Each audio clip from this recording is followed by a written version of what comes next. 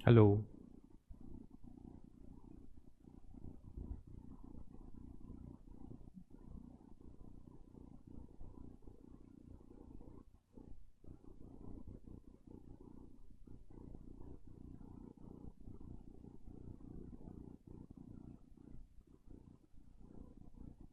Hello. आवाज़ आ रही है बच्चों? कमेंट नहीं दिख रहा है बिल्कुल।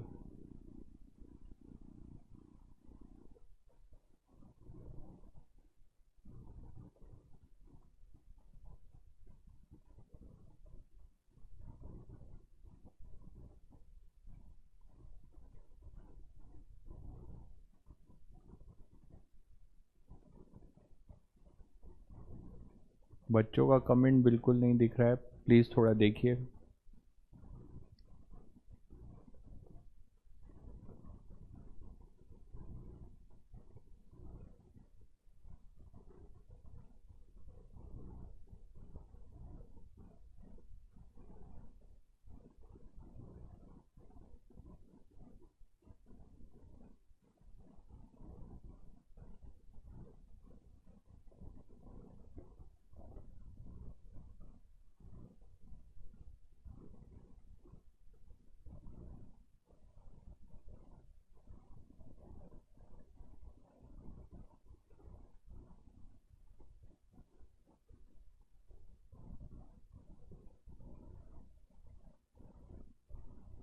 गुड इवनिंग भाई। गुड इवनिंग अमन।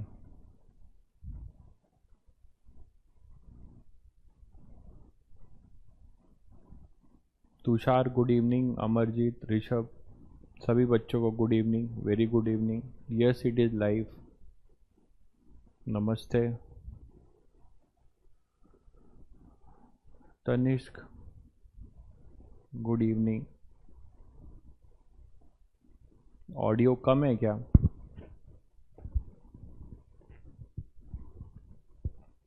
ऑडियो सबको आ रही है? ऑडियो और वीडियो प्लीज़ बच्चों थोड़ा सा एक बार, अगर प्रॉपरली आ रही है तो आप लोग यस बोल दीजिए।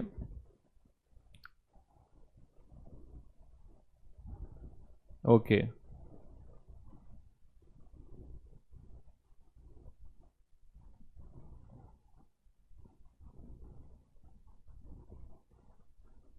सभी बच्चों को मतलब क्लियर कट दिखाई दे रहा है, सुनाई दे रहा है, बहुत बढ़िया। गुड इवनिंग भाई सभी बच्चों को। जल्दी जल्दी आ जाओ।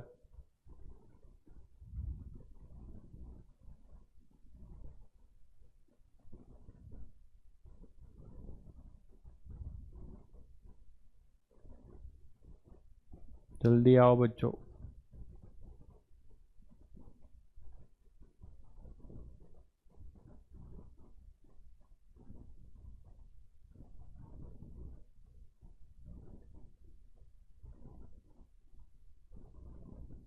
ठीक है बेटा, चलिए स्टार्ट करें अपनी कहानी।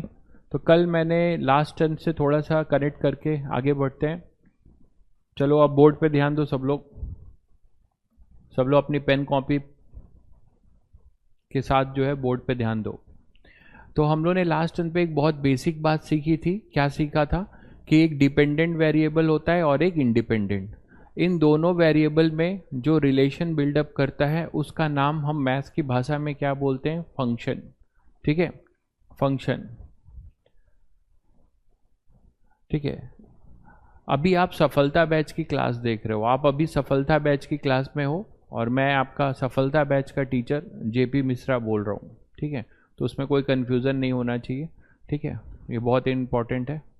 तो अब जो है डिपेंडेंट और इंडिपेंडेंट वेरिएबल ये आपने देख लिया था। और मैंने आपको उसी में एक बहुत सारे फंक्शन बताए थे जिसमें ये कहा था कि आपका जो डिपेंडेंट वेरिएबल और इंडिपेंडेंट वेरिएबल है दोनों में एक लीनियर रिलेशन होगा।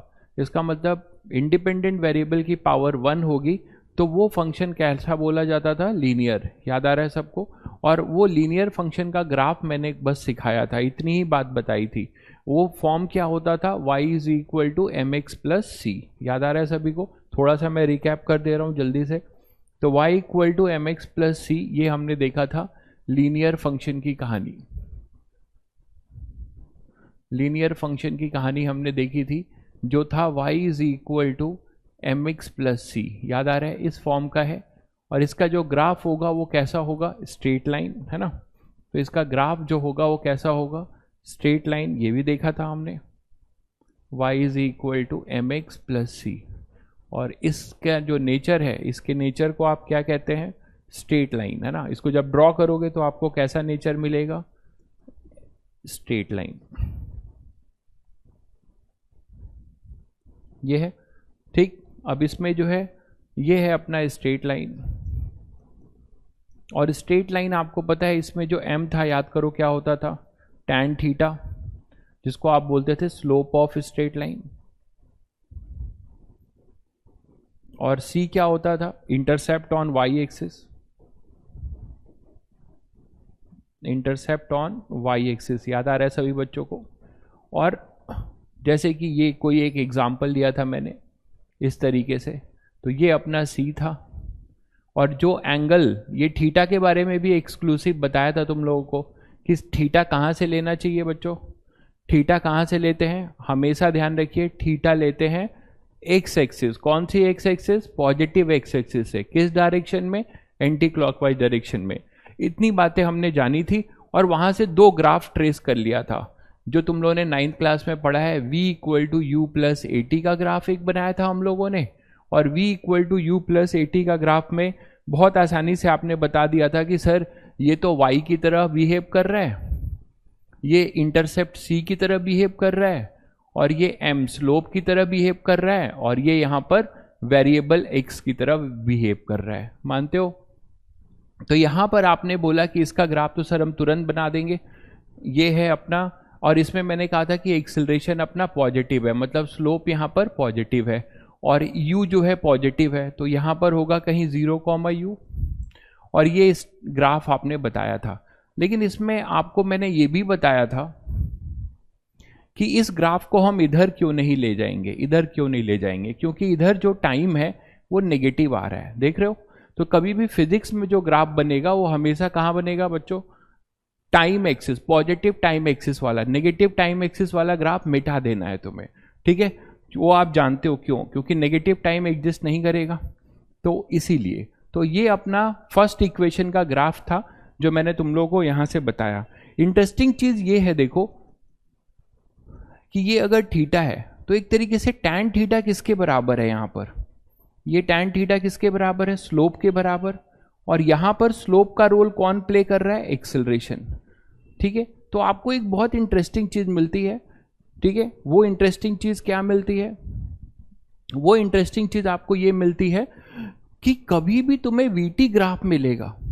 अभी मैं काइनेमेटिक्स स्टार्ट नहीं किया हूं, ठीक है, लेकिन उसको मैं कनेक्ट कर रहा हूं, उससे देखो आप एक बहुत अच्छा चीज जानने वाले हो कि v वर्सेस t ग्राफ में स्ट्रेट लाइन है, और इसका जो स्लोप है वो आपको क्या दे रहा है, एक्सेलरेशन। तो आपने क्या बात सीखी कि अगर तुम्हारे पास वीटी ग्राफ एक स्ट्रेट लाइन बना होगा तो वो जो एंगल बना रहा होगा उस एंगल का आप टैन ले लोगे, ठीक है, उस एंगल का आप टैन ले लोगे तो आपको क्या मिल जाएगा, वेलोसिटी मिल जाएगा, सॉरी एक्सेलरेशन मिल जाएगा। देखो यही तो स्लोप है। तो अगर मैं आप लोगों से एक क्वेश्चन पूछूं, मान लो मैंने एक क्वेश्चन आपको ऐसे बना के दिया,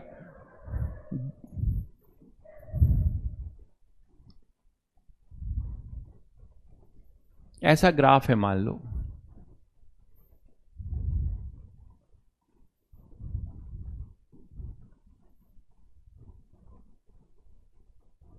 ठीक है, एक मैं ग्राफ बना रहा हूं जो किसी पार्टिकल की वेलोसिटी का टाइम के साथ रिलेशन बताता है, और दो पार्टिकल हैं, एक पार्टिकल ये है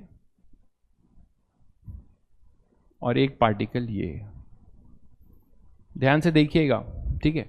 अभी आप काइनेमेटिक्स नहीं पढ़ रहे हो बट बहुत कुछ जानने वाले हो धीरे धीरे इसी से, ठीक है। काइनेमेटिक्स में तो आएगा ही। ये पार्टिकल ए है और ये पार्टिकल बी है, इनका कौन सा ग्राफ दिया हुआ है, VT graph.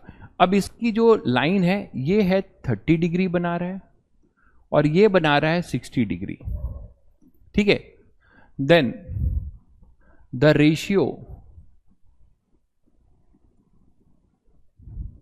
Of acceleration of particle A and B. मान लो मैं ऑप्शन देता हूं, या तुम लोग बताओगे, ऑप्शन की क्या जरूरत है, तुम लोग मुझे बताओ कि क्या होगा इसका रेशियो, मतलब acceleration of particle A upon acceleration of particle B क्या होगा, जल्दी से बताओ चैट करके। 3:1, 3:1, ठीक है। सही बताए हो, ध्यान से देखो मैंने किसका किसका एक्सेलरेशन पूछा है, ए वर्सेस ए बी का। बहुत बच्चों ने बहुत जल्दी आंसर दिया है, बहुत अच्छी बात, बहुत अच्छी बात। कुछ बच्चे 2:1 लिख रहे हैं। बेटा 2:1 कैसे होगा, आप एंगल मतलब कंफ्यूज कर रहे हो। चलो मैं जब मैं बेसिक मैथमेटिक्स में ट्रिग्नोमेट्री में आऊंगा तो आपको एंगल भी रिवाइज करा दूंगा। हालांकि ये सभी बच्चों को आई थिंक 10th में पता होता है कि tan 30 डिग्री ये होता है 1/√3 और tan 60 डिग्री ये होता है √3। आई थिंक ये सभी बच्चे जानते हैं, है ना। जो नहीं जानते वो रिकॉल कर सकते हैं अब। तो अभी तुमने एक बहुत बड़ी बात सीखी। मैंने अभी कोई काइनेमेटिक्स पढ़ाना शुरू नहीं किया है, ठीक है। मैंने आपको बस यही बताया कि कोई भी वीटी ग्राफ होगा, वो अगर आपको दिख रहा है कि वो स्ट्रेट लाइन है, तो आपने क्या सीखा कि यहां स्लोप के जगह पे कौन आता था, एक्सेलरेशन। अभी आपने सीखा, देखिए अभी आपने क्या सीखा था, ये देखिए कि वीटी ग्राफ में जो स्लोप होगा वो किसके बराबर होगा, एक्सेलरेशन के। तो आपको तुरंत चमकना चाहिए ना, अब तो चमकना चाहिए कि भाई सर ने पूछा है कि वीटी ग्राफ है और इसका रेशियो बता दो, तो हम इस स्ट्रेट लाइन का स्लोप निकाल लेंगे, क्योंकि slope of VT graph will gives acceleration. अभी अभी हम लोगों ने डिस्कस किया, स्लोप ऑफ वीटी ग्राफ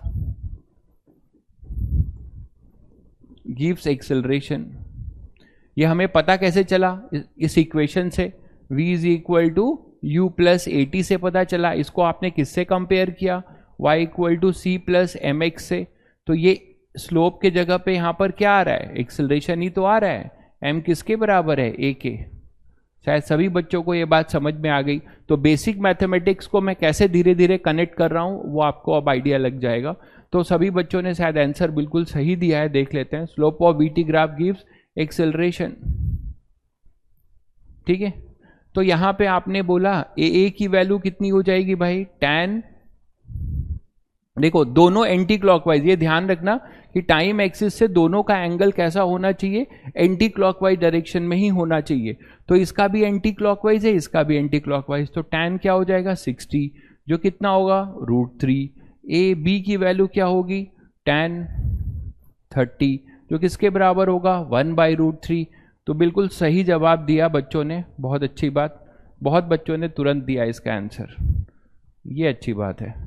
3:1 बिल्कुल सही जवाब दिया, ठीक है। तो एक तरीके से आपने अभी बिना पढ़े काइनेमेटिक्स एक आपने सीख लिया। देखिए अगर क्लॉकवाइज हुआ, तो एक बच्चे ने क्वेश्चन पूछा है कि अगर क्लॉकवाइज हुआ तो बिल्कुल सही बात है, तो आप 90 माइनस थीटा कर देंगे। जैसे इसी क्वेश्चन को मैं ट्विस्ट कर दूं, इसी क्वेश्चन को मैं ट्विस्ट कर दूं और आपसे मैं बोलूं कि मान लो अब कुछ ऐसा है,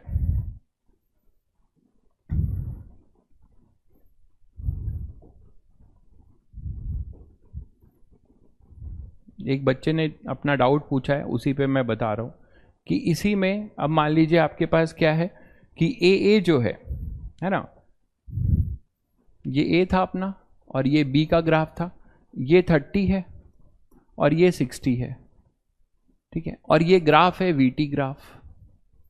अब आपसे रेशियो ऑफ एक्सेलरेशन पूछा जाए,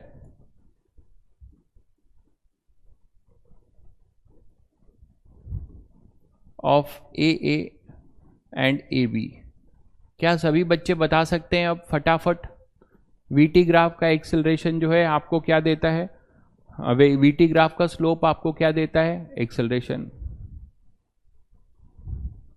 जल्दी बताओ अब क्या करोगे। 1:1, कुछ बच्चों ने आंसर दिया है 1:1, ठीक है।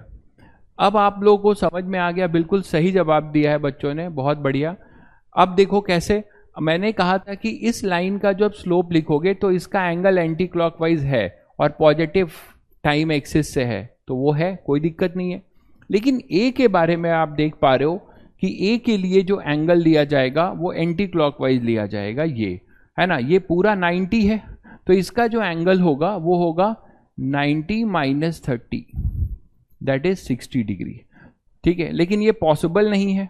ठीक है, ये पॉसिबल ही नहीं है, बिल्कुल सही बात है, ये ग्राफ पॉसिबल नहीं है, फिर तो वो एक ही लाइन हो जाएगी।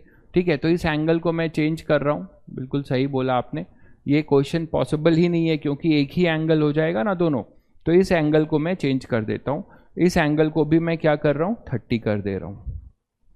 थोड़ा सा करेक्शन करके क्वेश्चन नया बनाते हैं, देखो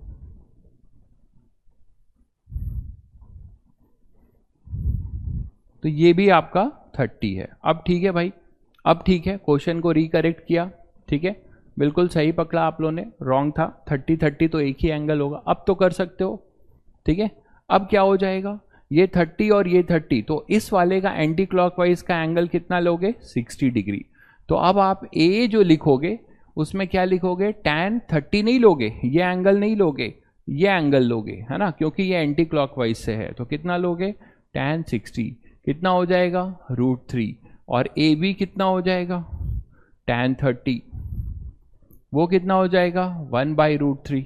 तो अब a अपॉन ए बी क्या आएगा, बोलो 3:1, अभी भी कितना आएगा, आंसर आपका क्या आ जाएगा, a अपॉन ए बी 3:1, 3:1, समझ गए होगे।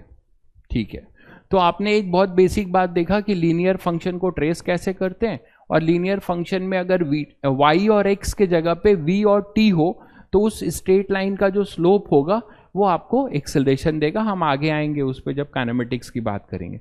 आगे बढ़ते हैं, हमारा नेक्स्ट बेसिक फंक्शन है वो जो आप लोग 10th क्लास में खूब पढ़ते हो, उसको हम कहते हैं क्वाड्रेटिक इक्वेशन। इससे थोड़ा परिचय किया जाए क्योंकि ये भी आपको मिलेगा रास्ते में। जब ये रास्ते में मिलेगा और आपसे इसकी जान पहचान नहीं होगी तो आपको बड़ा ऑड फील होगा। ठीक है, तो क्वाड्रेटिक इक्वेशन ये आप जानते हो कि ये कैसा होता है, एक पॉलिनोमियल फंक्शन है।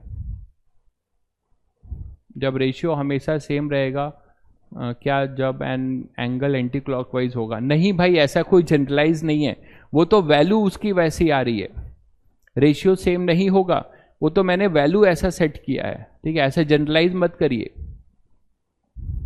ठीक है, तीनों एंगल का सम की जरूरत क्या है भाई, तीनों एंगल का सम 90 नहीं होगा, यहाँ 3 एंगल की क्या जरूरत है, एक लाइन है वो 30 एंगल बना रही थी, दूसरी लाइन y एक्सिस से 30 बना रही थी तो x एक्सिस से 60 बनाएगी ना, उसमें क्या डाउट है आपको। 3 एंगल कहाँ है, 2 ही एंगल है। अब हम देखिए क्वाड्रेटिक इक्वेशन एक पॉलिनोमियल फंक्शन है हैविंग डिग्री 2,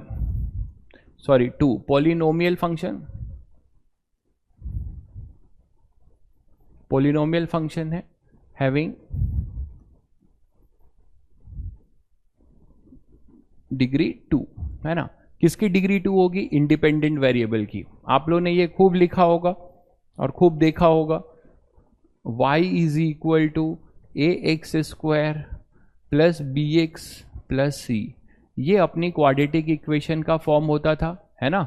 इसमें कौन सा अपना जो है, ये अपना क्या है, मैंने बता रखा है कि x की डिफरेंट वैल्यू पुट करोगे तो y मिलेगा अकॉर्डिंगली, y हमेशा जो मिलेगा वो x की डिफरेंट वैल्यू को पुट करके मिलेगा। तो y अपना क्या है, डिपेंडेंट वेरिएबल, है ना, और x क्या है अपना, x है इंडिपेंडेंट वेरिएबल।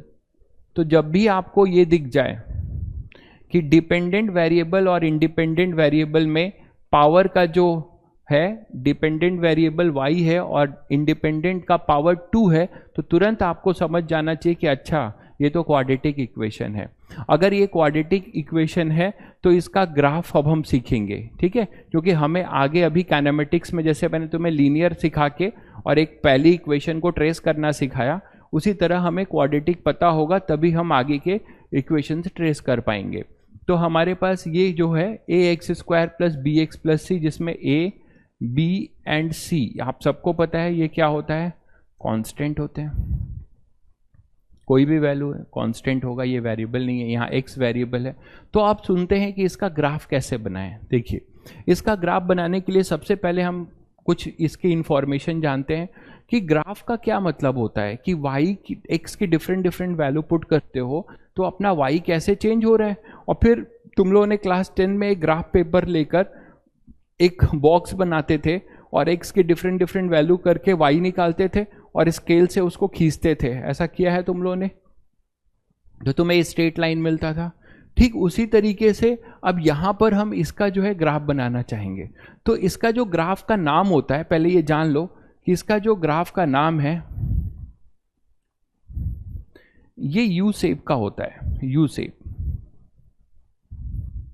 और इसका नाम बोला जाता है पैराबोला।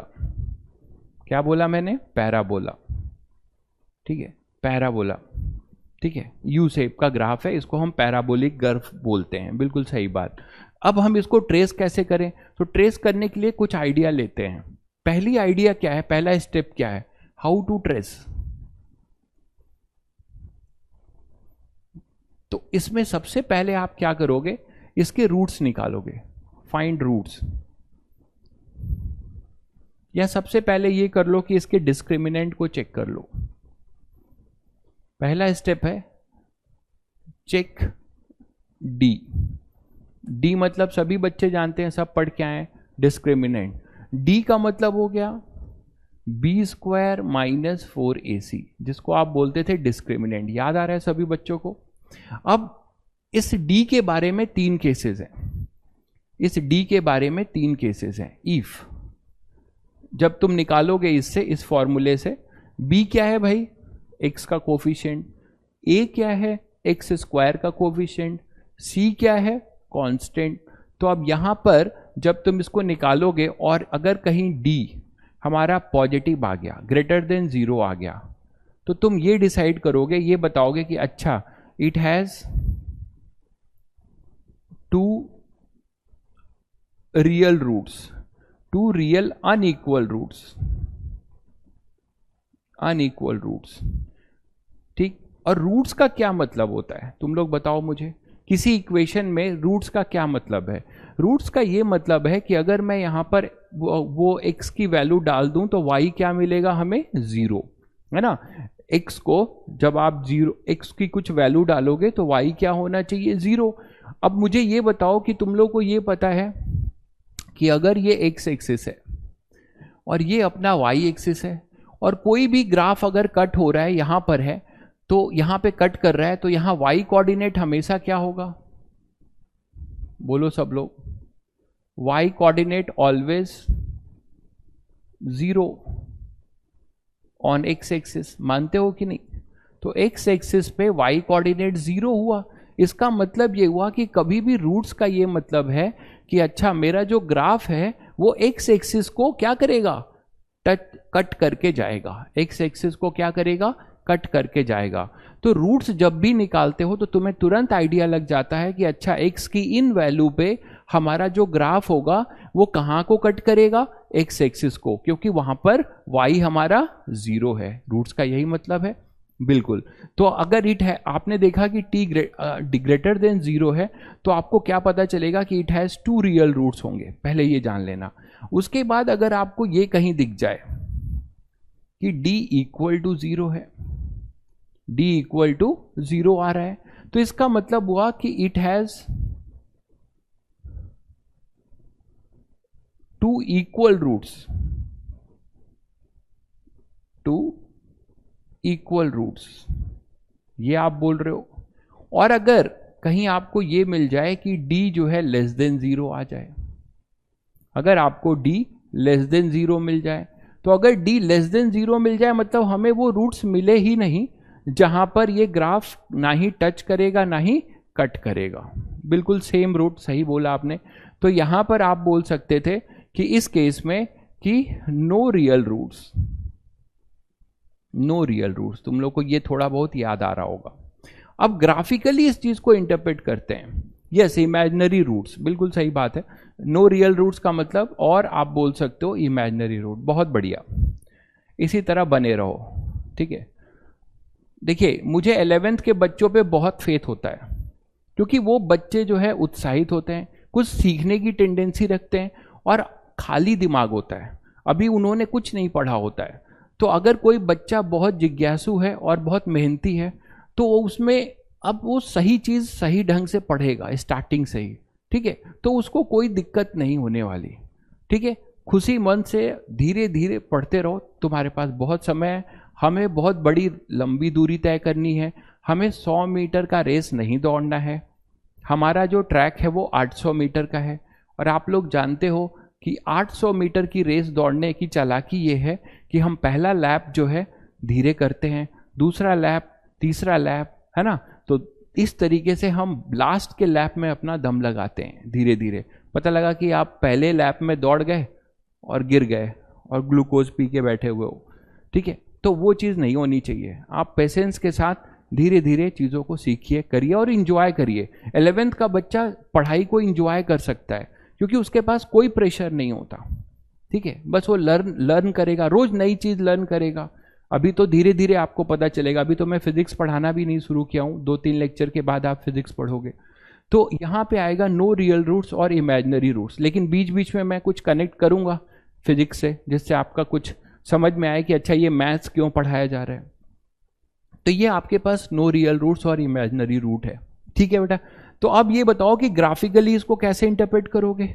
ग्राफिकली आप ऐसे इंटरप्रेट करोगे, ये तुमने जान लिया है कि ये यू शेप का होगा, और अगर ऐसा है तो इसका ग्राफ कुछ भी बन सकता है, मैं कई सारे बन सकते हैं, जरूरी नहीं कि यही बनेगा। मैं एक केस ले रहा हूं, अगर d ग्रेटर देन 0 है तो रूट्स देखो ऐसा बन सकता है, ठीक है ना। या फिर आप क्या बोल सकते हो, चलो मैं अगली स्लाइड में ले लेता हूं, यहां जगह कम है, बहुतों को दिखेगा नहीं, ठीक है। तो अब हम क्या करेंगे, हमने रूट्स निकाल दिया और डी भी चेक कर लिया, डी से पता चल गया क्या क्या रूट्स हैं, ठीक है। तो अब हम क्या करेंगे कि अगर मान लीजिए हमारे पास ये रूट्स आ रहे हैं, इफ डी ग्रेटर देन 0 है तो हमें पता है 2 रूट्स मिलेंगे, 2 रियल अनइक्वल रूट्स मिलेंगे, ठीक बात है। और इसी में मान लीजिए a ग्रेटर देन 0 है, आप बोलोगे सर ये क्या आपने एक्स्ट्रा लिख दिया, ये है देखो ax square plus B X plus C, इसमें जो एक्स स्क्वायर का हाईएस्ट डिग्री का कोफिशियंट है, ए क्या है, कोफिशियंट ऑफ एक्स स्क्वायर, ठीक है। ये सब आपके वेपन्स हैं, जब हम काइनेमेटिक्स में इंटर करेंगे फाइट मारने के लिए तो ये सब वेपन है आपके लिए। अगर जो बच्चा इन वेपन को चलाना नहीं जानेगा तो वो काइनेमेटिक्स में कुछ कर नहीं पाएगा, वो बस स्टैचू की तरह खड़ा रहेगा। तो इन 2-3 लेक्चर जो बेसिक चल रहे हैं इसको बहुत अच्छे से समझिएगा। तो यहाँ पर जो है कोफिशिएंट ऑफ एक्स स्क्वायर है, हो सकता है कि कुछ बच्चों को पहले से ये आता हो, ठीक है, तो उनको थोड़ा सा पेशेंस बनाए रखना है, उनके लिए एक रिवीजन टाइप की चीज हो जाएगी। तो y equal to A X square plus B X plus C, तो ये अपना कोफिशिएंट ऑफ क्या है, एक्स स्क्वायर। तो मैंने एक केस लिया कि d ग्रेटर देन 0 हो और कोफिशिएंट जो हाईएस्ट डिग्री का हो वो आपका ग्रेटर देन 0 हो। आप बोल सकते हो कि सर इससे क्या पता चलेगा, इससे तुम ये पता लगा सकते हो कि इफ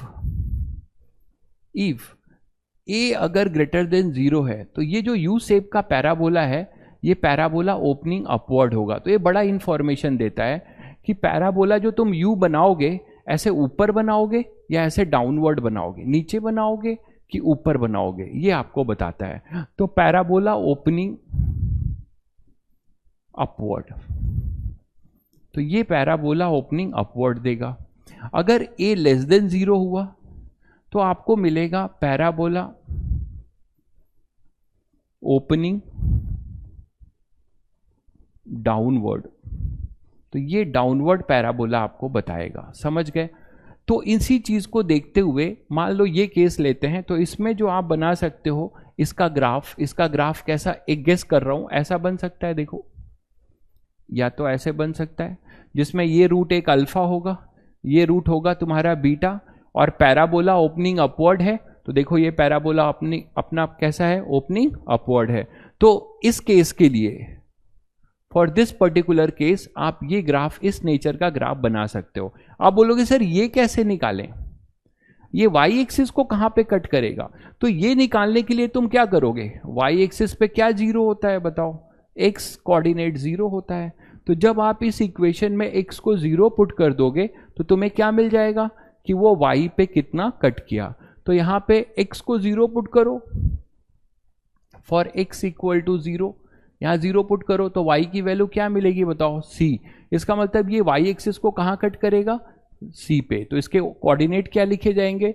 0,c। बिल्कुल सही बात है। अब देखो ये मैंने एक केस बताया, रफली आप ऐसे स्केच बना सकते हो। अगर मान लो केस ऐसा हो जाए इसी में कि दूसरा केस ये लेते हैं कि केस इफ d जो है लेस देन जीरो है, या d को अभी ग्रेटर देन जीरो ही रखते हैं, d ग्रेटर देन जीरो है, ठीक है।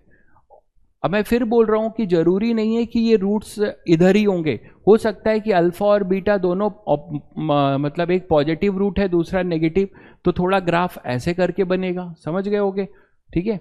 मैंने बस एक एग्जाम्पल लिया है, एक केस लिया है, बाकी आप लोग को आइडिया लग जाएगा कि अल्फा बीटा को देखकर d ग्रेटर देन जीरो है और a तुम्हारा लेस देन जीरो है, a लेस देन जीरो है। तो इसका भी ग्राफ आप लोग शायद रफली बता सकते हो कि पैराबोला कैसा होगा? ओपनिंग डाउनवर्ड होगा, कुछ ऐसा होगा बताओ? पैराबोला ओपनिंग डाउनवर्ड होगा, और पैराबोला अपना ओपनिंग डाउनवर्ड होगा, तो उसके लिए आप कैसा बनाओगे? a लेस देन जीरो का ग्राफ कुछ ऐसा बना सकते हो। देखो ये रूट है अपना अल्फा, ये रूट है अपना बीटा, और a लेस देन जीरो है और d ग्रेटर देन जीरो है, तो दो रियल रूट्स तो मिलने ही मिलने हैं, लेकिन ये लेस देन जीरो है तो आप बोल सकते हो पैराबोला ओपनिंग डाउनवर्ड। तो ये बोलोगे पैराबोला ओपनिंग डाउनवर्ड, तो ये पैराबोला ओपनिंग डाउनवर्ड होता है, और ये बोला जाएगा parabola opening upward, opening upward. समझ गए? एक केस और लेते हैं, मान लो कुछ ऐसा हो जाए कि if d equal to zero हो जाए और a ग्रेटर देन जीरो हो जाए, है ना, तो क्या होगा? आप लोग गेस कर सकते हो क्या होगा कि d इक्वल टू जीरो पे दोनों रूट्स अल्फा और बीटा बराबर होंगे, तो इसका मतलब ये हुआ कि x की यूनिक वैल्यू मिलेगी जहां पर y जीरो होगा। तो हमारा जो ग्राफ है वो x एक्सिस को क्या करेगा? टच करेगा, है ना। और a ग्रेटर देन जीरो है तो कैसे टच करेगा? कुछ ऐसा कर सकता है, ये भी ग्राफ अलाउ है। अगर मान लो a लेस देन जीरो हुआ तब कैसा होगा? वो फिर आपका डाउनवर्ड हो जाएगा। इसी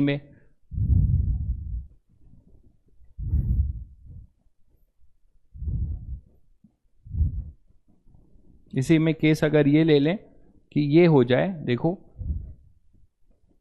तो पैराबोला कैसा होगा? ऐसा बनेगा, है ना।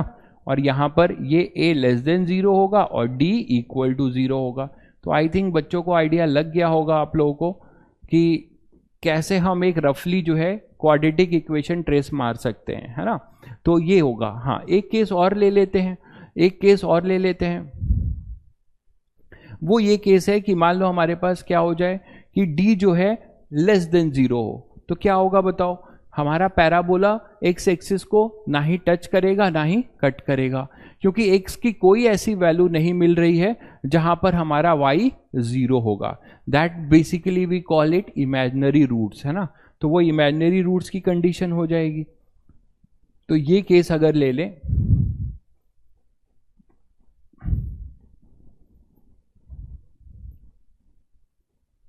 ठीक है, केस 3, ये केस 2 कर लेते हैं, ये केस 1 है, ये केस 2 है, ये केस 3 है, और ये केस 4 ले लेता हूं, मैं यहां लिख दे रहा हूं। तो इसमें क्या होगा बताओ? अगर मैं बोल रहा हूं कि d लेस देन जीरो है, ठीक है, और a जो है a ग्रेटर देन जीरो भी हो सकता है और a लेस देन जीरो भी हो सकता है, तो इट विल ओनली डिसाइड्स कि भाई हमारा पैराबोला जो होगा वो कैसा होगा, अपवर्ड होगा या डाउनवर्ड होगा। तो कुछ ऐसा चला जाएगा, है ना, इसके लिए। और ऐसा अगर मैं बना दूं, ऐसा बना दूं, तो आप समझ रहे होगे क्या होगा कि यहां पर d लेस देन जीरो है और ए भी अपना लेस देन 0 है, पैराबोला ओपनिंग डाउनवर्ड। तो रफली I think you people have an idea how we will रफली ट्रेस ए क्वाड्रेटिक इक्वेशन। बिल्कुल, अगर y जो है x की जितनी वैल्यू के लिए 0 होगा उतनी बार कट करेगा, बिल्कुल आपने सही गेस किया है।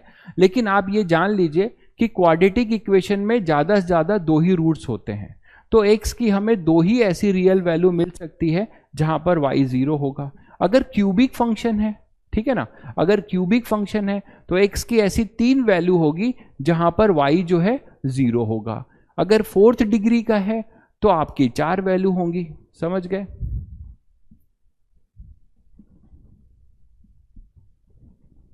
केस 4 फिर से समझा दूं। देखो, केस 4 में मैंने बोला कि d लेस देन 0 है, तो हम लोगों ने क्या सीखा था कि अगर d लेस देन 0 होगा तो हमें कोई रूट्स नहीं मिलेगा, नो रियल रूट्स। तो हमें जब कोई रूट्स नहीं मिलेगा, रूट्स का मतलब आपको समझाया मैंने कि x की वो वैल्यू जो हम यहां पर इस क्वाड्रेटिक इक्वेशन में पुट कर देंगे तो y जो है तुरंत 0 हो जाएगा। ठीक बात है। तो जब हमें x की कोई वैल्यू ही नहीं मिल रही है जिसमें y 0 हो, है ना, तो हम क्या बोल सकते हैं बताओ कि हमारा जो कर्व होगा वो x एक्सिस को नाइदर टच करेगा ना ही आपका क्या करेगा, कट करेगा। पैराबोला शेप का मतलब कुछ नहीं होता भाई। पैराबोला एक कर्व है, मैथ्स में कोनिक सेक्शन में आप पढ़ेंगे। इस कर्व को नाम दिया गया है, उसी को हम पैराबोला बोलते हैं। ठीक है, तो पैराबोलिक शेप हमारा यू शेप का होता है। एक्स की वैल्यू कैसे निकालते हैं? अच्छा, एक्स की वैल्यू हम निकालते हैं जो तुमने क्लास 10 में सीखा है, y को 0 करके। ये y को 0 करके क्वाड्रेटिक इक्वेशन का रूट्स निकालते हैं। आपने पढ़ा होगा 10th क्लास में, आईसीएसई और सीबीएसई दोनों बच्चों को ये चैप्टर पढ़ाया जाता है कि पैराबोला में क्वाड्रेटिक इक्वेशन में जब हम y को 0 करेंगे ना तो x के रूट्स निकालते हो आप। हाँ, अभी एग्जाम्पल ले रहे हैं, तो x की जो रूट्स निकालेंगे उसी तरह निकालेंगे। जैसे देखिए, एक क्वेश्चन करते हैं तो आपको और क्लियर होगा। मान लीजिए अब हमें ट्रेस करना है कुछ पैराबोलिक फंक्शन।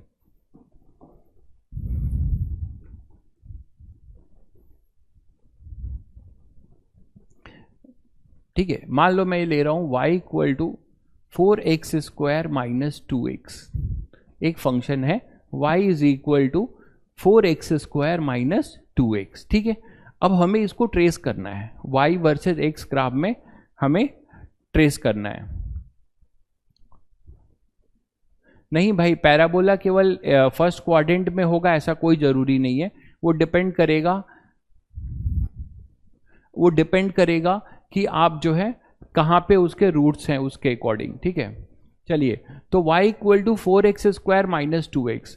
अब इससे तुम कंपेयर करोगे तो मुझे बताओ कि ये जो है ये जो क्वाड्रेटिक इक्वेशन है इसमें कौन सा टर्म गायब है? जल्दी बताओ, कौन सा टर्म गायब है इसमें क्वाड्रेटिक इक्वेशन? सी। बहुत बढ़िया भाई, बहुत बढ़िया आशुतोष अनिरुद्ध, वेरी गुड। तो यहां पर आपके पास क्या है, आप इससे कंपेयर करोगे y equal to A X square plus B X plus C से। तो जब आप इससे कंपेयर करोगे तो यहाँ पे c की वैल्यू आपको दिखती है, a कितना है 4 है, b कितना है -2 है और c कितना है 0 है। बहुत सिंपल है ना, c 0 है। अब हम क्या करेंगे, इसको ट्रेस करना चाहते हैं। तो हमने देखा कि भाई मेरा जो डिपेंडेंट वेरिएबल है वो इस इंडिपेंडेंट वेरिएबल से सेकेंड डिग्री के साथ रिलेशन रखता है। तो ये पॉलिनोमियल फंक्शन हमें तुरंत पता लग गया कि ये क्वाड्रेटिक है। और क्वाड्रेटिक पॉलिनोमियल फंक्शन आपको पता है कि ये पैराबोलिक होगा। तो अब इसको ट्रेस करने के लिए हमारे पास रास्ते क्या हैं, रूट्स निकालने का। ठीक है, तो इसमें आप डिस्क्रिमिनेंट चेक करोगे तो आपको जो है रियल रूट्स मिल जाएंगे।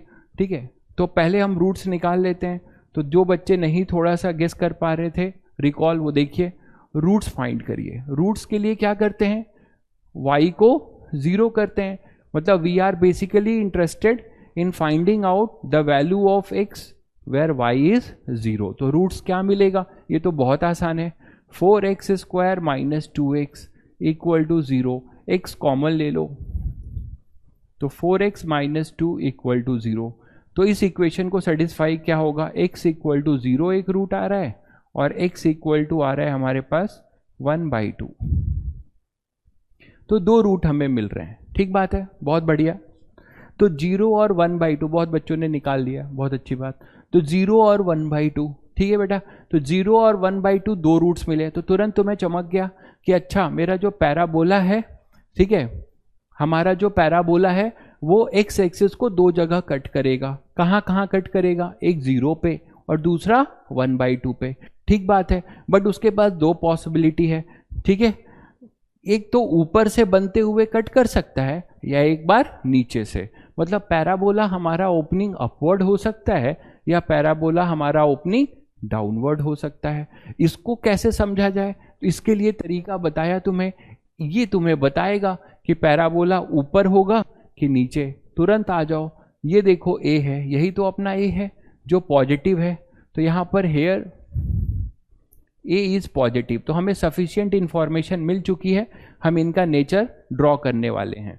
तो पैराबोला जो होगा यहाँ पर 4 ग्रेटर देन 0 ही है, दिख ही रहा है सभी बच्चों को, ऑब्वियस है। ए ग्रेटर देन 0 है यहाँ पर, ए का मतलब 4, ए यहाँ पर 4 के बराबर है जो ग्रेटर देन 0 है। तो हमारा क्या हो जाएगा, पैराबोला ओपनिंग, बताइएगा सब लोग, अपवर्ड। शायद कुछ बच्चों ने अपने कॉपी में ट्रेस भी कर लिया होगा। बेटा कॉपी और पेन लेके बैठे हो ना, कॉपी और पेन लेके बैठना अभी से आदत बना लो, ठीक है। नहीं तो कुछ बच्चे क्या करते हैं, वो ऐसे ऐसे पढ़ते हैं, इस तरीके से। इसको हम कहते हैं विष्णु आसन, विष्णु जी ऐसे लेटे रहते हैं, ठीक है। तो उस तरीके की पढ़ाई मत पढ़ना प्लीज, ठीक है। उस पढ़ाई से कुछ मिलना नहीं है फिर, ठीक है। तो आप बढ़िया से जो है अपने कॉपी और पेन के साथ मेरे साथ, अभी तो कुछ पढ़ाया ही नहीं जा रहा है, धीरे धीरे लेक्चर भारी होता जाएगा, बहुत भारी होता जाएगा। तो मेरे साथ आपको बहुत कंसंट्रेशन दिखाना पड़ेगा। तो यहाँ पे पैराबोला ओपनिंग अपवर्ड। अब चलो बना लेते हैं, लेट क्यों करें, हमें इसके बारे में सारी कहानी पता चल चुकी है।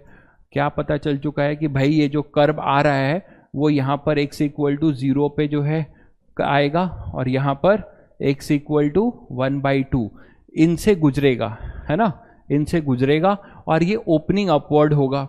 ठीक बात है, तो ओपनिंग अपवर्ड होगा। तो हमारा पैराबोला बन रहा है, ये देखो ये बना। ठीक, आप बोलोगे सर ये बताओ कि ये जो y एक्सिस पे ये कट नहीं करेगा, तो मैंने तुम लोग को बताया कि 2x कॉमन क्यों नहीं लिया। अच्छा एक मिनट रुको, 2x ही कॉमन होगा, सॉरी 2x कॉमन, अरे आपके बराबर सी बात है, आप यहाँ 2x कॉमन ले लो, कोई दिक्कत नहीं है, सब वही बात है। मैंने केवल x कॉमन लिया, आप 2x भी कॉमन ले सकते हो। एक बच्चे का कंफ्यूजन है, देख लीजिए, उससे कोई दिक्कत नहीं है, ठीक है। आप 2x बिल्कुल सही सोच रहे हैं बेटा, आप 2x भी कॉमन ले सकते हैं। तो 2x कॉमन ले लोगे तो यहाँ से 2x कॉमन होगा तो क्या मिलेगा हमारे पास, यहाँ 4 है तो यहाँ 2x माइनस 1 मिल जाएगा इक्वल टू 0। तो भी रूट्स आपके पास वही आ जाएगा, है ना। 2x को 0 से करोगे तो x 0 और x 1/2। आप ये भी कर सकते हैं, बिल्कुल सही सोचा है आपने। मैंने ये कॉमन ले लिया, उससे कोई भी लॉस ऑफ होमोजेनिटी नहीं है मैथ्स में, आप कर सकते हैं, ठीक है। तो यहाँ तक आ गए। अब आप कोई पूछ रहा हो, सोच सकता है कि सर ये बताओ ये y एक्सिस पे कट नहीं किया, कैसे पता चलेगा। तो आपको मैंने बताया कि for y axis intercept, for y intercept क्या करते थे, स्ट्रेट लाइन में भी क्या करते थे, पुट x इक्वल टू 0। तो इस इक्वेशन में x को 0 पुट करो तो y इक्वल टू क्या होगा, 4 इंटू 0 माइनस 2 इंटू 0। तो क्या मिल रहा है, 0 ही मिल रहा है ना। तो इसका मतलब y एक्सिस पे कोई भी इंटरसेप्ट नहीं होगा, ठीक है। आगे आप लोग पढ़ोगे, हम इसके कोऑर्डिनेट्स भी निकाल लेते हैं। अच्छा ये एक चीज और जान लो, एक चीज और जान लो, ये सिमेट्रिकल होता है, मतलब जितना लेंथ इधर होगा ना उतना ही लेंथ इधर होगा, ये जान लो। तो ये पूरा 1/2 है, तो इसके कोऑर्डिनेट्स भी आप लिख सकते हो। इसके कोऑर्डिनेट्स क्या होगा, 1/4, 0। ये 1/2 हाफ हाफ होता है, सिमेट्रिकल होता है। ये पूरा जो पैराबोलिक शेप होता है इसका, यहाँ से यहाँ की जो दूरी होगी ना, यहाँ से यहाँ वही यहाँ की यहाँ होगी। टोटल दूरी 1/2 है तो इसका आधा कितना होगा 1/4। तो मतलब यहाँ पर आपको इस जो ये जो आपका बॉटम बन रहा है, इस बॉटम का आपको x कोऑर्डिनेट पता चल गया कितना है, x यहाँ पर कितना है 1/4। तो कोई बोलेगा सर इसका y क्या होगा, ये y की वैल्यू कैसे निकालेंगे? निकाल लोगे, कैसे निकालोगे?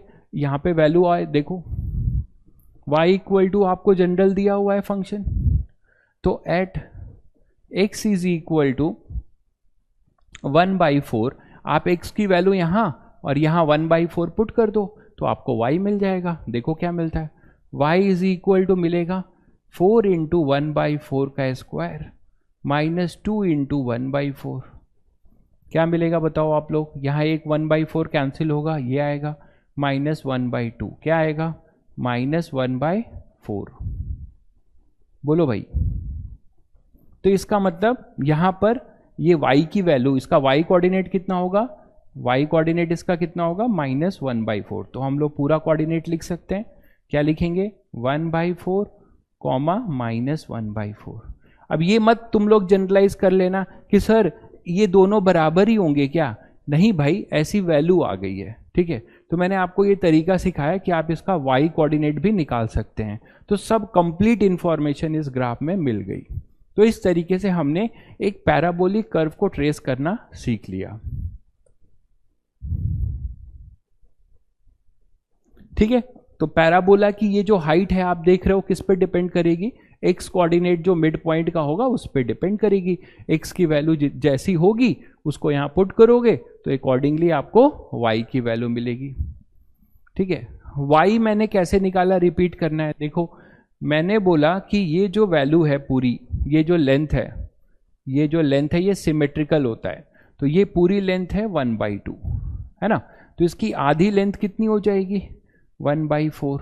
इसका मतलब हमें x, ये x कोऑर्डिनेट पता चल गया ना, ये यहाँ का x कोऑर्डिनेट अगर 1/4 है तो इस x पर y की क्या वैल्यू होगी। तो फंक्शन में आपने क्या किया 1/4 पुट कर दिया, ये 1/4 1/4, तो वहां से y की वैल्यू आ गई, यही तो किया है।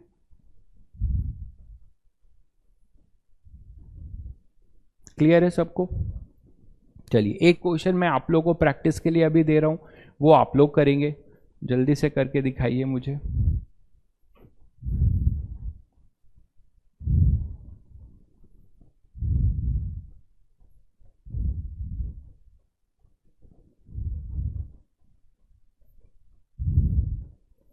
चलिए तो एक क्वेश्चन आप लोग लीजिए और जल्दी से ट्रेस करिए।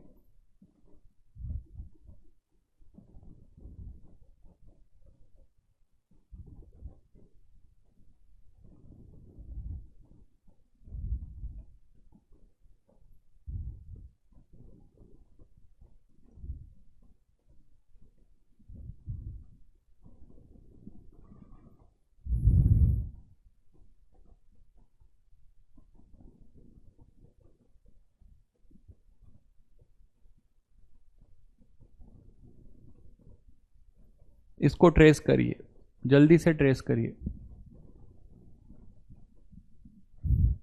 बिल्कुल ये सब चीजें आपको नोट करनी है बेटा, जो भी पढ़ाया जा रहा है सब नोट करिए। अगर आप जो है अभी नोट नहीं कर पा रहे हैं तो आपको जो पीडीएफ मिलता है वो वहां पे उसको देखकर अपने से करिए, देख कर समझ कर, जिससे कि आपका लेक्चर भी रिवाइज हो जाए। लेफ्ट वर्ड और राइट वर्ड पैराबोला पे आएंगे भाई अंकित, अभी पहले इसको करते हैं। सब कुछ नोट करना है, एक एक चीज जो क्लास में पढ़ाई जा रही है, क्योंकि यही आपकी सबसे अच्छी बुक होगी आपके लिए, ठीक है। जो आप अपनी हाथों से लिखोगे ना, that is the best book for you, ठीक है। इससे आपको सबसे ज्यादा समझ में आएगा। तो कुछ बच्चों ने इसका रूट्स निकाल लिया है आई थिंक।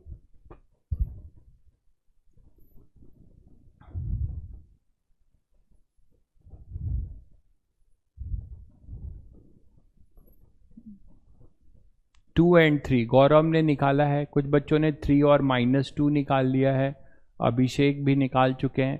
तो बेटा सब आप लोगों के रूट्स अलग अलग क्यों आ रहे हैं? सृष्टि के रूट्स आ रहे हैं अलग, नंदिनी के रूट्स आ रहे हैं अलग, प्रियांशु, मैक्सिमम बच्चों के आ रहे हैं -2 एंड 3, कुछ के आ रहे हैं 3 और 2, 2 एंड 3, पेशेंस, जल्दीबाजी मत करो बेटा तुम लोग, ठीक है? तुम लोगों को जल्दीबाजी बिल्कुल नहीं करना है, तसल्ली से करो, पहले करो, ठीक है? चैट मत, ये तुम लोग, मैं जानता हूँ तुम लोग बचपना में क्या करते हो कि जल्दी से सर को आंसर दिखा दें, हम पहले चैट करके सही आंसर दें, ये नहीं, आप पहले खुद से करो, अच्छे से करो, ठीक है? देखो मिडिल टर्म स्प्लिट हो रहा है, मिडिल टर्म मैंने आपको हिंट दिया, मिडिल टर्म स्प्लिट करके रूट्स निकालो, अगर मिडिल टर्म स्प्लिट नहीं होता तो रूट्स वाला फॉर्मूला लगा के कर देना। देखो यहां पे मिडिल टर्म स्प्लिट हो रहा है क्या?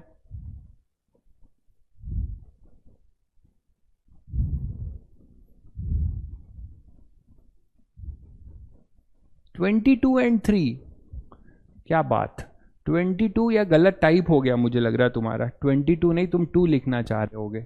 चलो बहुत बच्चों ने ट्राई कर लिया, चैट से ये पता लग गया मुझे कि आपने ट्राई कर लिया, ठीक है? अब करते हैं, मैं कर रहा हूं, अब देखो अपना मैच करो।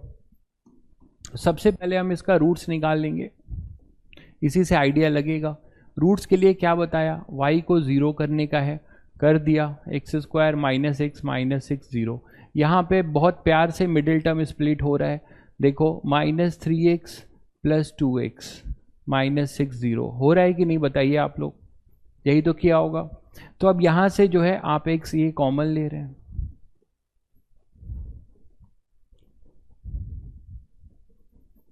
तो यहाँ से आपको मिल रहा है x plus 2 x minus 3 equal to 0।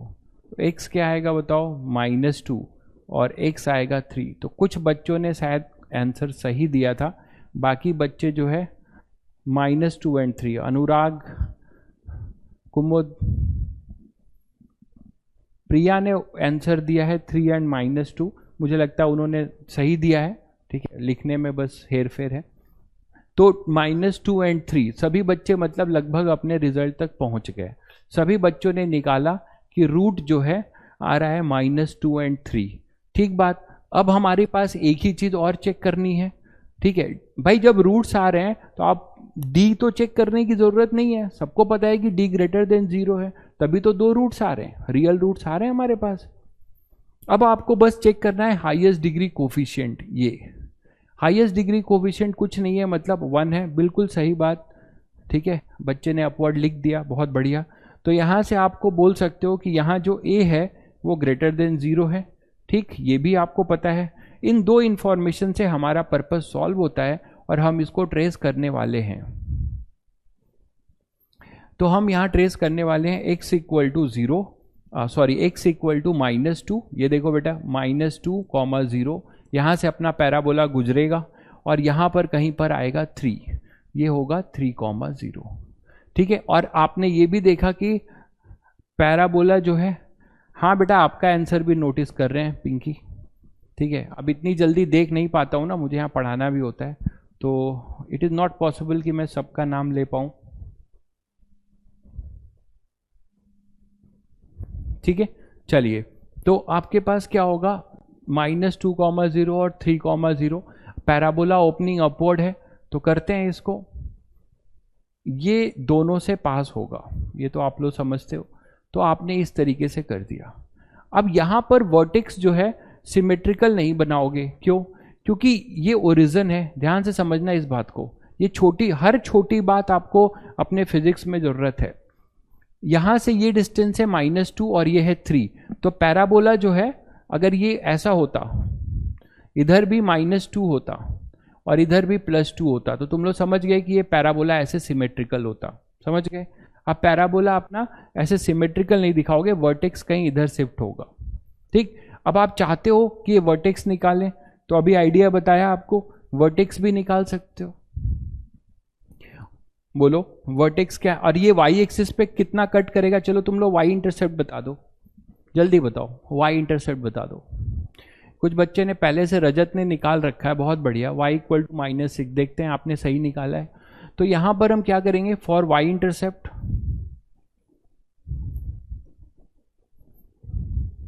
y intercept निकालने के लिए मैंने आपको बताया x को क्या पुट करोगे, 0, ये बहुत आसान है, x को 0 पुट करोगे तो रजत ने सही निकाला है -6, तो यहां पर इसके कोऑर्डिनेट्स होंगे 0, -6, बहुत बढ़िया, ठीक है? अब आप ये बोल सकते हो कि x यहां पर आओ, ये टोटल डिस्टेंस कितना है अपना, -2 से 3, ये टोटल कितना है, -2 से 3 कितना है, 3 और 2। हाँ भाई आपका कमेंट दिख रहा है कृष्णा। तो 3 और 2 5 है, तो इसका मतलब 5 का आधा, इतनी डिस्टेंस कितनी हो जाएगी, 5/2। तो इसके कोऑर्डिनेट्स क्या हो जाएंगे, 5/2, 0, मानते हो, है ना। 3 + 2 5, इसका हाफ। अब आपको ये y, ये इसका वर्टेक्स ये चाहिए, है ना, ये बॉटम, इसका कोऑर्डिनेट चाहिए। x कोऑर्डिनेट तो है 5/2, तो y कोऑर्डिनेट क्या आ जाएगा, y कोऑर्डिनेट निकालने के लिए कुछ बच्चे निकाल चुके हैं, बहुत बढ़िया। y आ जाएगा यहाँ पे 5/2 का स्क्वायर -5/2 -6, ठीक है। तो इसको सॉल्व कर लीजिए, तो अपने पास क्या हो जाएगा, 25/4 -5/2 -6, बोलो भाई। तो अब यहाँ से अगर एलसीएम ले लोगे तो यहाँ से 4 आ जाएगा, और ये 25 -10 -24, तो ये 34 -25 कितना हो जाएगा बताओ, 25 - 34/4, ठीक है। तो ये -9/4 आई थिंक सभी बच्चों का आया होगा। क्या आया था आप लोगों का y कोऑर्डिनेट, तो ये हो जाएगा -9/4। तो यहाँ पे आप लिख सकते हैं -9/4, मतलब यहाँ पर ये y की वैल्यू जो होगी वो कितनी होगी, ये तो ये कोऑर्डिनेट है ये वाला जहाँ पे ये इंटरसेप्ट लिया है, ये वाला क्या हो जाएगा 0, -9/4। तो इस तरीके से आप इसको ट्रेस कर सकते हैं, ठीक है। तो ये पैराबोलिक नेचर आई थिंक सभी बच्चे क्लियर हैं। अब हम ये देखते हैं कि हमने आपको मिड पॉइंट हाफ है, मिड पॉइंट हाफ कैसे है, देखो ये पूरी लेंथ यहाँ से यहाँ की लेंथ कितनी है 3 और ये 2, 3 और 2 जोड़ोगे तो 5 है ना, तो 5 का आधा 5/2 होगा, है ना, 1/2 नहीं, ठीक है। तो बेटा कुछ बच्चों का 1/2 क्यों आ रहा है,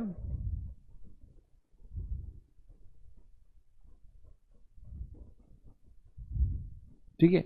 अच्छा आप लोग ये तो नहीं कर रहे हो, हाँ मैं समझ गया क्या कर रहे हो, मैं समझ गया, अच्छा हुआ पूछ लिया। तो तुम लोग ये कर रहे हो 3 - 2 1/2 1/2। अरे भाई ये नंबर सिस्टम का प्लस माइनस नहीं है, ये लेंथ निकालनी है, इतनी लेंथ आप स्केल से मेजर करोगे, स्केल से इसको मेजर करोगे ना तो आपको 5 मिलेगा, उसका आधा है 5/2। सबको गेस हो गया, 1/2 नहीं, ये इंटीजर, ये आप इंटीजर से प्लस माइनस कर रहे हो, ये नहीं करना है, आपको मॉड वैल्यू लेनी है। 3 + 2 ये लेंथ लेना है, लेंथ मतलब और उसका डिस्टेंस, ठीक है। चलिए तो अब आपने ये ट्रेसिंग सीख ली। अगर आपने ये ट्रेसिंग सीख ली तो मैंने आपको मैथ्स में ये बकवास क्यों किया फिजिक्स में वो समझते हैं। इसको मैं इंटरलिंक कर रहा हूं आपके दूसरे इक्वेशन से, काइनेमेटिक्स की जो दूसरी इक्वेशन है तो सभी बच्चे जानते हैं क्या है, बताएंगे आप लोग, बस ये बता दीजिए कि काइनेमेटिक्स का जो दूसरा इक्वेशन है, ठीक है, 5/2 लेंथ है, कोऑर्डिनेट नहीं, बिल्कुल 5/2 लेंथ है, ठीक है, 5/2 लेंथ है, वो कोऑर्डिनेट नहीं है, बिल्कुल सही बोला आपने, ठीक है। कुछ बच्चे ने लिखा सेकंड इक्वेशन क्या है, ut + ½ AT², बहुत बढ़िया गौरव, सूर्यांश, बहुत बढ़िया। मुझे लग रहा है कि मैं अब आप लोगों को बहुत दूर तक ले जा सकता हूँ, मुझे ऐसी साहस मिल रही है, जिस तरीके से बच्चे रिस्पॉन्स कर रहे हैं मुझे अच्छा लग रहा है, ठीक है। तो मैं अब ये साहस ले सकता हूँ कि मैं आपको बहुत भारी भारी क्वेश्चन भी कराऊंगा, आप लोड ले जाओगे। S = ut + ½ AT², सभी बच्चों ने बताया मुझे, बिल्कुल सही बात है। लेकिन अब आप मुझे ये बताओ कि S = ut + ½ AT² में जो मैं लिख देता हूं, जो आपने बताया मुझे, सेकेंड इक्वेशन ऑफ काइनेमेटिक्स, ये जब काइनेमेटिक्स पढ़ेंगे तो इसको डेराइव भी करेंगे, सब कुछ करेंगे, मैं अभी उस पर आ नहीं रहा हूं, बस इतना बता रहा हूं कि हमने ये जो पढ़ा है इसका हम पर्पस, फायदा क्या उठा सकते हैं, इस ट्रेसिंग का फायदा क्या उठा सकते हैं, ये अभी मुझे बताना है। बाकी जब हम काइनेमेटिक्स पढ़ेंगे तो इसको डेराइव करेंगे, सब कुछ करेंगे, अभी मैं काइनेमेटिक्स नहीं पढ़ा रहा हूँ। तो सेकेंड इक्वेशन ऑफ काइनेमेटिक्स जो है ये आप जानते हो, इसीलिए ले रहा हूं। S इक्वल टू बच्चों ने बताया UT plus half AT square. ठीक बात है। तो मुझे ये भी बता दो, इतना बता दिए हो तो ये भी बता दो कि कौन किसका फंक्शन है, इसमें कौन डिपेंडेंट वेरिएबल है और कौन इंडिपेंडेंट वेरिएबल है। जल्दी बता दो कौन इसमें डिपेंडेंट वेरिएबल है और कौन इंडिपेंडेंट वेरिएबल है।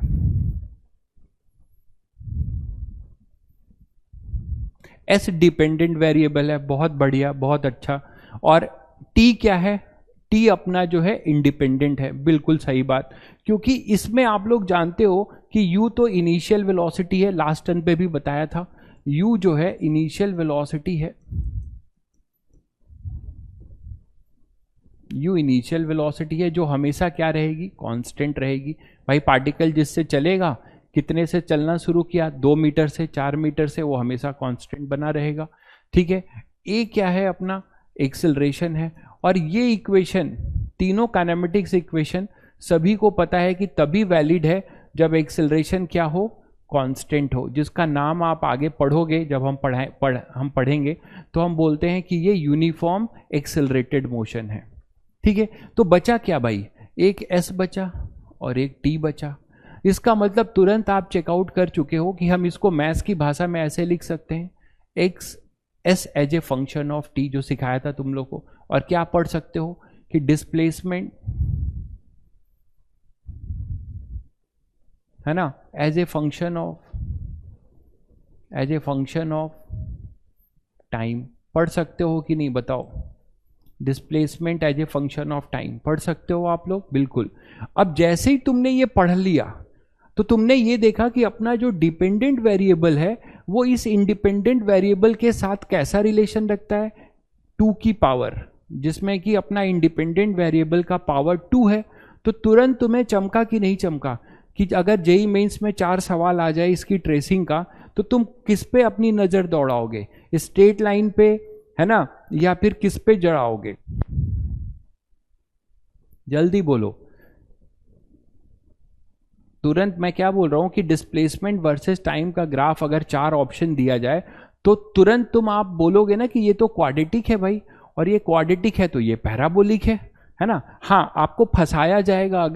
अगर मान लो आपको फंसा दिया जाए तो चारों पैराबोला होंगे, तब तुम्हें ध्यान से देखना होगा कि कौन सा पैराबोला अपवर्ड है, कौन सा डाउनवर्ड है, किस केस में अपवर्ड लेंगे, किस केस में डाउनवर्ड। ठीक है बेटा, तो आपको 2 मिनट का टाइम देता हूं। तुम लोगों ने कनेक्ट कर लिया है तो मुझे इसका डिस्प्लेसमेंट वर्सेस टाइम ग्राफ बनाकर दिखा दो, अंडर द कंडीशन कि ए पॉजिटिव है। मैं 2 केस में ड्रॉ करूंगा। अभी एक्सेलरेशन है, ए पॉजिटिव है, तब आप इसका ग्राफ बना के दिखा दो जल्दी से। मतलब ट्राई कर लो, अपने लेवल पे ट्राई कर लो और मुझसे चेक करना है डिस्प्लेसमेंट वर्सेस टाइम। बिल्कुल देव, आपने वो बात को अभी भी पकड़ के रखा है, ये बहुत अच्छी बात है आपका कि टाइम सर नेगेटिव नहीं होगा। एक आप बच्चा ने बताया कि हाँ सर, जब हम मैथ्स की ग्राफ करते हैं तो नंबर लाइन की बात करते हैं, लेकिन हम जब फिजिक्स में आते हैं तो हमें सावधानी ये बरतनी है कि हम नेगेटिव टाइम एक्सिस में ग्राफ नहीं बनाएंगे। तो जो भी ग्राफ बन रहा होगा उस ग्राफ को मिटा देंगे। किस तरफ मिटा देंगे? नेगेटिव टाइम वाला। तो आई थिंक कुछ बच्चों ने बना भी लिया होगा अपवर्ड पैराबोला। बिल्कुल सही बात है, तो बहुत बच्चों ने बना लिया है। अब मैं बना रहा हूं, अपना आंसर चेक करो। स्टेप्स आपको पता है, स्टेप्स यही है कि पहले हम इसका रूट्स निकालेंगे। रूट्स के लिए हम s को 0 करेंगे, जैसे वहां y 0 करते थे तो 0 करते हैं। ut plus half AT square, इसको 0 कर दिया। तो जब हम इसको 0 करेंगे तो आप बोलोगे सर यहाँ तो नंबर नहीं दिख रहा है। बच्चे घबराने लगेंगे कि सर नंबर नहीं दिख रहा है। अरे नंबर नहीं दिख रहा है तो भी सॉल्व कर सकते हो ना। यहाँ पे देखो क्या कॉमन है, यहाँ t कॉमन है, t निकाल लो बाहर, तो u प्लस हाफ AT ऐसे कर सकते हो। तो यहाँ आएगा t इक्वल टू 0 और एक रूट आएगा तुम्हारे पास। देखो क्या, इसको 0 करोगे तो क्या आएगा? इसको 0 करोगे तो क्या आएगा? u plus half AT equal to 0। तो t क्या आ जाएगा अपने पास बताओ, -2u/a। तो t की दो वैल्यू मिली, t की दो वैल्यू मिली, जहां पर हमारा डिस्प्लेसमेंट क्या होगा, 0 होगा। तो अब हमारे पास दो रूट्स मिल रहे हैं, देखो ट्रेसिंग करने जा रहा हूं मैं। यहां पर हमारे पास है, ये टाइम है, ये ओरिजिन है, दिख रहा है ना तुम लोगों को, या ऊपर बना दूं, आई थिंक दिख रहा है, ठीक है। तो t जो है यहां पर होगा वो हो जाएगा अपने पास -2u/a, और एक रूट हमारे पास है 0, ठीक। चलो इधर बना देता हूं, बहुत बच्चों को नहीं दिख रहा होगा, यहां ट्रेस कर रहा हूं, इधर खाली है जगह। ये टाइम है और ये डिस्प्लेसमेंट है, ठीक है। तो t इज इक्वल टू हमारे पास होगा -2u/a, एक रूट ये मिला और एक मिला t इक्वल टू 0। तो अब तुम लोग मुझे बताओगे कि जो तुम पैराबोला बनाने वाले हो,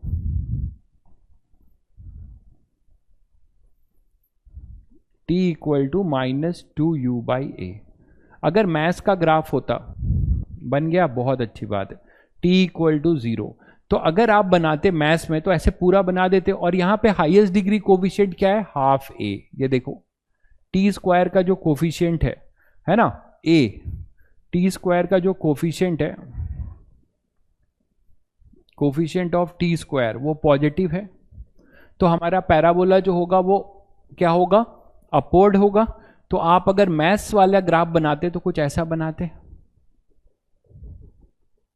ठीक। लेकिन आपको पता है कि यहां पर टाइम कभी भी नेगेटिव नहीं हो सकता, तो हमें केवल और केवल कौन सा ग्राफ बनाना है फिजिक्स में, बोलो, केवल पॉजिटिव एक्स एक्सिस का। तो हमारे मतलब का जो ग्राफ होगा वो केवल पॉजिटिव टाइम एक्सिस पे होगा।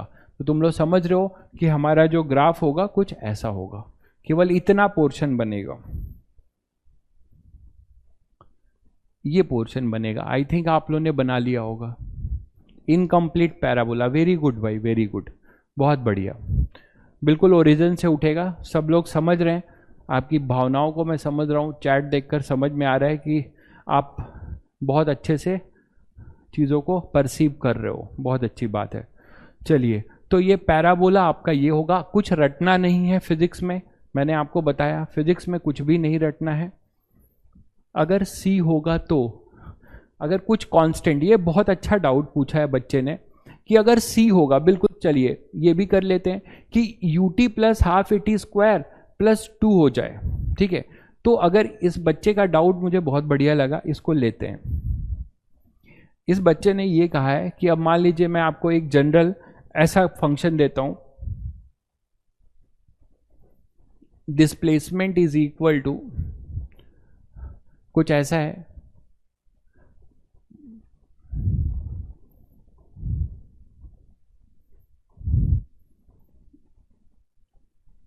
टू टी माइनस मान लो 8t स्क्वायर प्लस 1 ही ले लेते हैं, चलो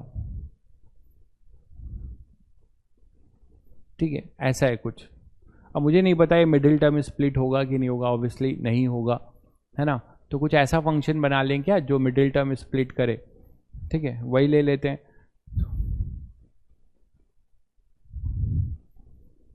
जैसे फॉर्मूले से निकालना पड़ेगा, नहीं तो फिर वो भी हो जाएगा, बट कोई सिंपल ले लेते हैं।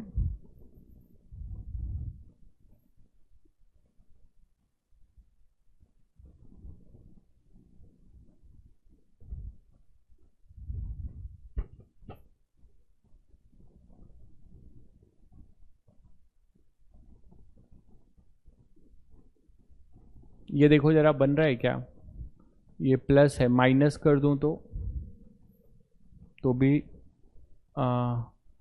यहाँ पे +2 कर दूं तो +2t नहीं बनेगा। चलो ऐसे ही ले लेते हैं, फिर यही रहने दो, उससे निकाल लेंगे, रूट से निकाल लेंगे, ठीक है। बिल्कुल ग्राफ 0 से नहीं उठेगा, ये बात आप लोग शायद समझ गए। उसी को करें क्या फिर, चलो उसी को कर लेते हैं।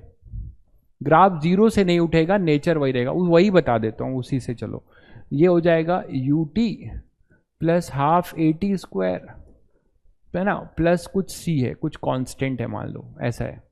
इसका क्या मतलब है, 4t² माइनस 4t प्लस 1 ले लें, चलो वही ले लेते हैं।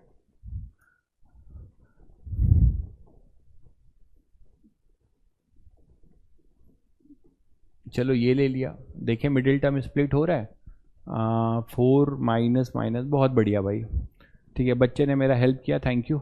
तो 4t² माइनस 4t प्लस 1 एक ऐसा क्वाड्रेटिक बना दिया। अब ये डिस्प्लेसमेंट है ना, of a particle as a function of time दिया हुआ है,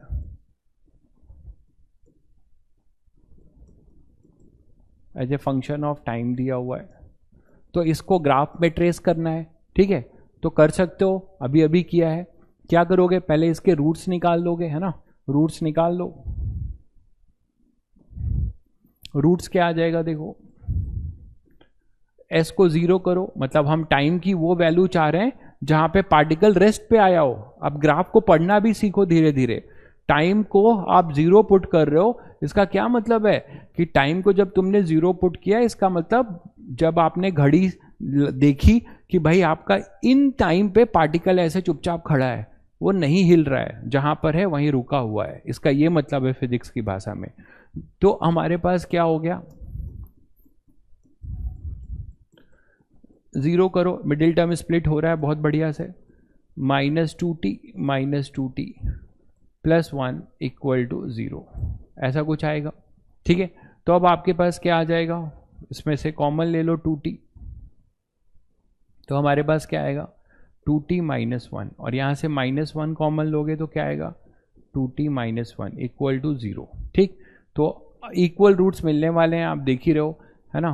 पर तो आपके पास क्या आ जाएगा 2t माइनस 1 और 2t माइनस 1, तो t इक्वल टू आएगा 1/2, दोनों रूट्स बराबर होंगे, इक्वल रूट्स मिलेंगे, ठीक बात है, इक्वल रूट्स मिलेंगे, ठीक है। तो इसका ग्राफ आप बना सकते हो, आप डिस्प्लेसमेंट वर्सेस टाइम ग्राफ, इसका जो डिस्प्लेसमेंट वर्सेस टाइम ग्राफ है वो बना सकते हो। क्या होगा, ये कौन सा केस हो जाएगा, ये टाइम t इक्वल टू 1/2 होगा जब पार्टिकल क्या करेगा, इसको टच करेगा, और पैराबोला का जो हाईएस्ट डिग्री कोफिशिएंट है वो कितना है 4, तो पैराबोला उठेगा अपवर्ड से, और ये बनेगा इसका डिस्प्लेसमेंट वर्सेस टाइम ग्राफ। मानते हो, बिल्कुल ये परफेक्ट स्क्वायर है 2t माइनस 1 का, बिल्कुल सही कह रहे हैं आप। तो अच्छा, अब यहां पर देखो ये ओरिजिन से नहीं है, मैंने तुम लोगों को सिखाया है कि अब इससे तुम चीजों को समझो। ये आपको ग्राफ चीख कर चिल्ला के क्या क्या बताना चाह रहा है, बहुत बातें बताना चाह रहा है, मैं अभी वो पूरा नहीं बता सकता क्योंकि काइनेमेटिक्स हमने अभी नहीं पढ़ा है, लेकिन कुछ चीजें तो आप ऐसे भी देख सकते हो कि जब वो t इक्वल टू 0 पर है तो डिस्प्लेसमेंट क्या वो ओरिजिन से शुरू हो रहा है, पार्टिकल जो है क्या ओरिजिन से चल रहा है, रूट्स गलत है, 4t² माइनस, कहाँ गलत है रूट्स, क्या गलत है, तनु बताइए आपको रूट्स में क्या गलती लग रही है।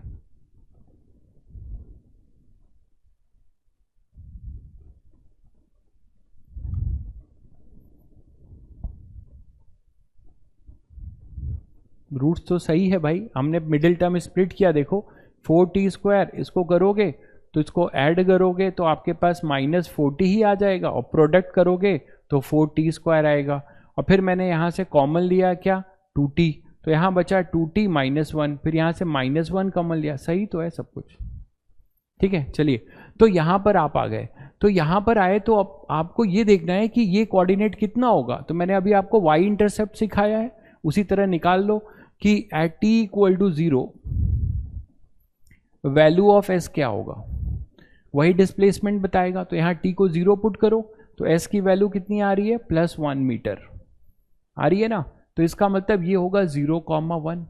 यहां से आप क्या समझ पा रहे हो, यहां से ये समझ पा रहे हो कि जो तुम्हारा ग्राफ, जो पार्टिकल है वो ओरिजिन से नहीं शुरू किया होगा, मतलब पार्टिकल कुछ ऐसा रहा होगा। अब ग्राफ को पढ़ो, अभी मैं सब कुछ तो नहीं बताऊंगा, जब काइनेमेटिक्स पढ़ेंगे तो इस पर और चर्चा करेंगे, ठीक है। इसका मतलब ये हुआ कि t इक्वल टू 0 पे पार्टिकल ओरिजिन से 1 मीटर की दूरी पे रहा होगा, और यहां से चलना शुरू किया होगा।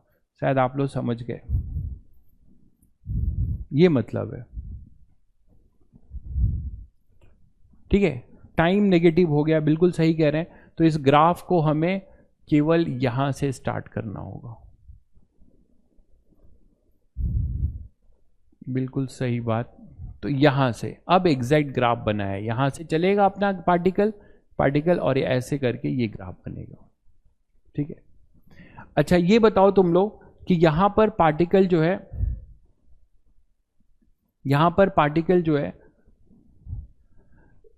1/2 पे 0 हुआ, मतलब 0 से शुरू हुआ और 1/2 पे 0 हुआ डिस्प्लेसमेंट। इसका क्या मतलब हुआ, कोई बताएगा मुझे?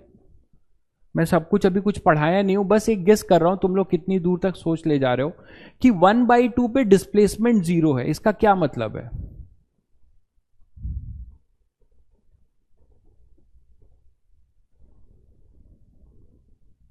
रिट्रेस इट पास, बिल्कुल सही बात है, रिट्रेस करेगा। पैराबोला, रिटार्डेशन, रिट्रेस, बहुत बढ़िया, तुम लोग तो बहुत कुछ जानते हो यार, बहुत अच्छी बात। तो अभी बिना पढ़े इतनी चीज बता रहे हो, तो पढ़ लोगे तो क्या करने वाले हो। तो यहां पर आपके पास जो बोल रहे हो, बहुत बच्चे ये बात सोच पाए कि अच्छा जब ये यहां से चलेगा तो ऐसे चलेगा, यहां से तो नहीं चलेगा, ओरिजिन से नहीं चलेगा, यहां से चलेगा। देखो यहां से चलेगा, तो जब ये यहां से चलेगा तो ये इस तरीके से ऐसे जाएगा, फिर ऐसे लौट कर ऐसे चला जाएगा। ठीक बात है। तो 1/2 पे यहां पर होगा, मानते हो कि नहीं? 1/2 पे पार्टिकल क्या होगा, यहां पर होगा, और 1/2 पे पार्टिकल जो है अपना यहां पर आ रहा है, सॉरी यहां पर नहीं, डिस्प्लेसमेंट 0, मतलब जहां से शुरू किया था वहां पे पहुंच रहा है। तो 1/2 पे पार्टिकल फिर से कहां पर आएगा, अभी इतना ही जानते हैं, आगे जब पढ़ेंगे तो सब देखेंगे। 1/2 पे पार्टिकल, ये t = 0 था और t = 1/2 सेकेंड, फिर से ये यहीं पर आ गया, तभी इसका डिस्प्लेसमेंट क्या हुआ, 0, जहां से चला वहीं पर आ गया। इस ग्राफ का स्लोप, चलो अभी जब आएंगे तब बताएंगे स्लोप कैसे निकालते हैं। -2 - 2t + 40 हो जाएगा, लेकिन किसी को अभी भी डाउट है? कुमार को कोई डाउट है क्या? ये क्या सॉल्विंग में आपको डाउट लग रहा है क्या?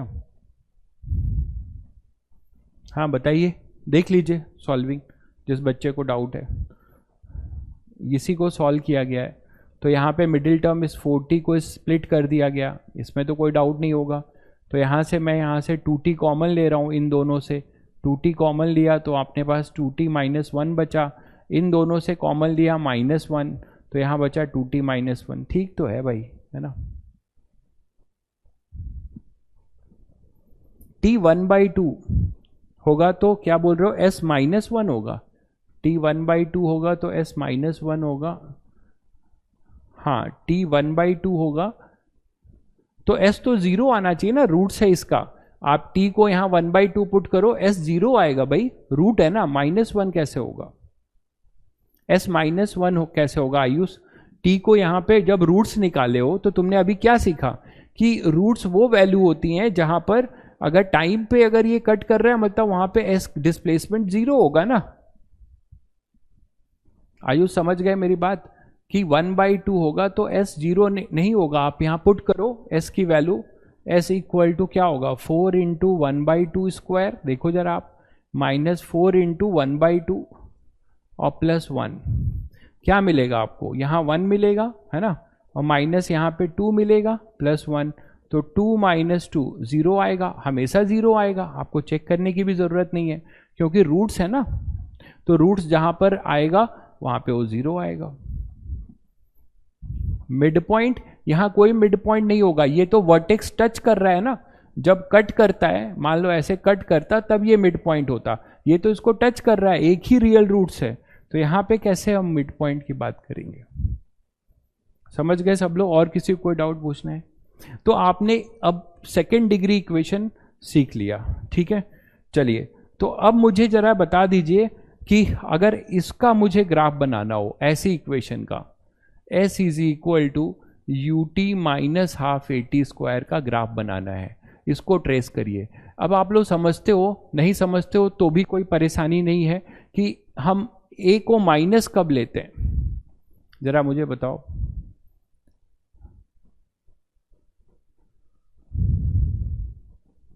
ए को माइनस कब लेते हैं?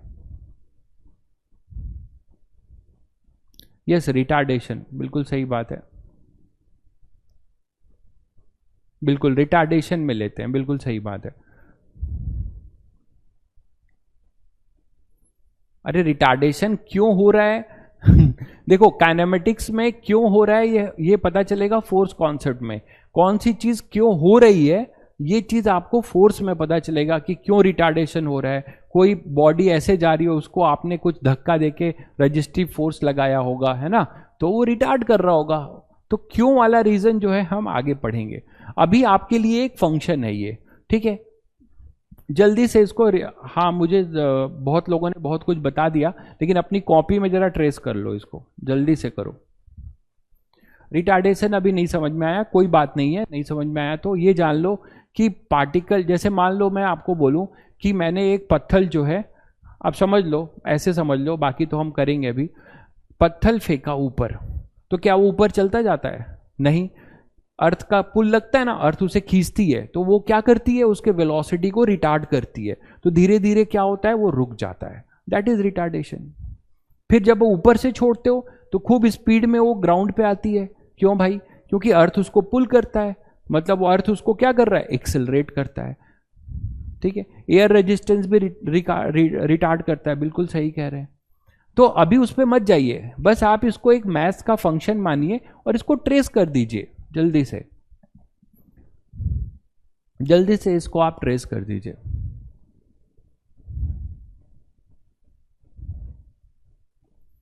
अपनी कॉपी में जल्दी से ट्रेस कर लीजिए इसको।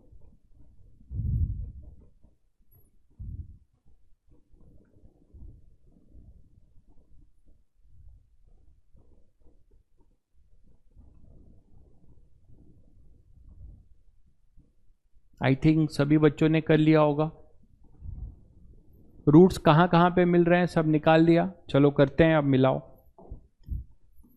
तो इस वाले फंक्शन में पहले हम जब रूट्स निकालेंगे तो हमारे पास रूट्स का मतलब एस को जीरो करेंगे, मतलब हम एस, देखिए केवल मैथ्स मत पढ़िए, फिजिक्स में कॉज को भी समझिए। एस को जीरो करने का क्या मतलब है कि basically we are interested in finding the time where our displacement is zero. मानते हो कि नहीं? चलिए, नहीं हो रहा है तो इधर देखिए, डिस्प्लेसमेंट जीरो करिए तो क्या होगा, u t minus half a t square equal to zero.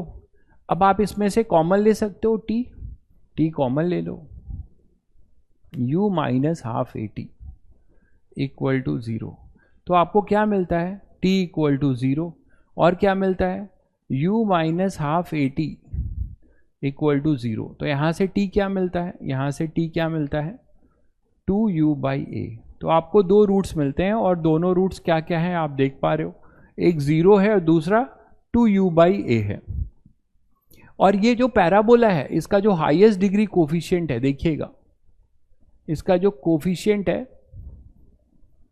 Coefficient of T square क्या है, नेगेटिव है। मानते हो कि नहीं? तो ये क्या होगा, पैराबोला। इसको देखकर आप तुरंत बता सकते हो कि पैराबोला ओपनिंग डाउनवर्ड। ठीक है, तो कुछ रटना नहीं है, लोग इसको रटते हैं कि ऐसा होगा तो ऐसा कर लो। आप इंजीनियर बनने जा रहे हो, ठीक है, और आईटी एडवांस की हमें पढ़ाई करनी है। हम क्यों माने कि हम केवल जेई मेंस करेंगे, हमें आईटीएन बनना है, तो हमें शुरू से आदत डालनी है हर चीज़ कॉन्सेप्चुअली पढ़ने की।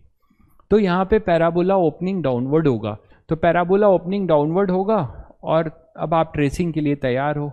ये टाइम है, ये डिस्प्लेसमेंट है, तो ये अपना t इक्वल टू जीरो, और ये हुआ अपना t इक्वल टू क्या बताओ, 2u बाई ए। दो रूट्स मिले, दोनों रूट्स पॉजिटिव हैं, ठीक है, दोनों रूट्स अपने क्या हैं, पॉजिटिव है, और पैराबोला का हाईएस्ट डिग्री कोफिशिएंट नेगेटिव है, तो पैराबोला होगा डाउनवर्ड। तो ऐसा कुछ होगा, देखो ऐसा बना दोगे, ठीक है। अब आप बोलोगे सर यहीं रुक जाएं, क्यों रुकोगे, डिस्प्लेसमेंट इतना तो जानते हो, डिस्प्लेसमेंट पॉजिटिव भी हो सकता है और नेगेटिव। आपको ये देखना है कि नेगेटिव टाइम में नहीं जाना है, इधर नहीं जाना है, इधर आपको नहीं जाना है क्योंकि नेगेटिव टाइम है, तो नेगेटिव टाइम में आपको नहीं जाना है और आपको इधर जाना है। और डिस्प्लेसमेंट पॉजिटिव भी हो सकता है और डिस्प्लेसमेंट नेगेटिव भी हो सकता है, आप जानते हो ये बात, ठीक है। तो आप इधर भी जा सकते हो। तो एक्चुअल ग्राफ आपका ये बन गया। आई थिंक बहुत बच्चों ने ट्रेस कर लिया होगा। और चीज देखिए, यहां से अब आपको समझ में आता है कि यहां हम बहुत कुछ एनालाइज करने वाले हैं। अब ये ग्राफ आपको क्या क्या बताता है वो सुनिए, बोर्ड पे देखिएगा बहुत ध्यान से, कि ग्राफ पढ़ना भी सीख रहे हैं आप धीरे धीरे। जब काइनेमेटिक्स में आएंगे तो ग्राफ को देखकर आप बहुत सारी चीजें खुद ही प्रिडिक्ट कर पाएंगे। मान लीजिए कि अभी आपको बताया मैंने कि ये सिमेट्रिकल पैराबोला है, ये पूरी लेंथ कितनी है 2u/a, मानते हो? तो इसका मिड पॉइंट आएगा, इसका मिड पॉइंट क्या होगा 2u/a/2, मतलब u/a। मतलब आपने ये देखा